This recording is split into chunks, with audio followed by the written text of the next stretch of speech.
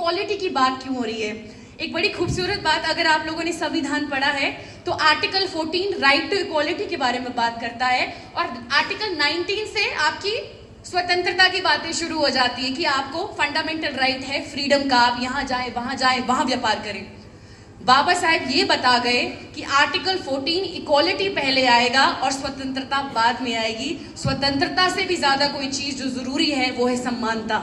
इसीलिए बाबा साहेब ने जब कॉन्स्टिट्यूशन लिखा तो आर्टिकल 14 पहले डाला कि इक्वालिटी होना बहुत जरूरी है। महिलाएं यहाँ बैठी हैं, अब आपसे सवाल करेंगे भैया महिलाओं के लिए क्या किया बाबा साहेब ने? कॉन्स्टिट्यूशन के बियॉन्ड देखिए, जब पहले कानून मंत्री बने तो हिंदू कोड बिल लाए थे, अगर आप लोगों को याद होगा।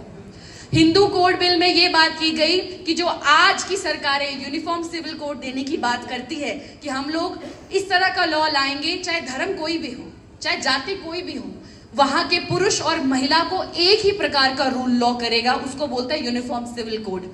अब ये बात आज हो रही है और बाबा साहिब इसको 1950s में कर रहे हैं कि मैं चाहता हूँ महिलाओं के अधिकार सुरक्षित रहें।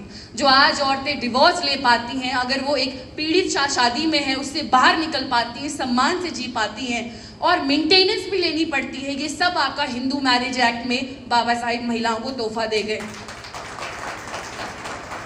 हिंदू सक्सेशन एक्ट में महिलाओं को प्रॉपर्टी इनहेरिट करने का कुछ भी नहीं था। माय डियर लेडीज, हम कुछ भी नहीं है। हम जब शादी करके जाती हैं तो ससुराल कहता है मायका तुम्हारा, और मायके में लड़की आ जाए तो कहते हैं यहाँ क्या रखा है तुम्हारा, है ना? तो कुछ भी नहीं है। प्रॉपर्टी का जो हक था वो बाबा साहिब दे गए आपके सक्सेशन एक्ट से।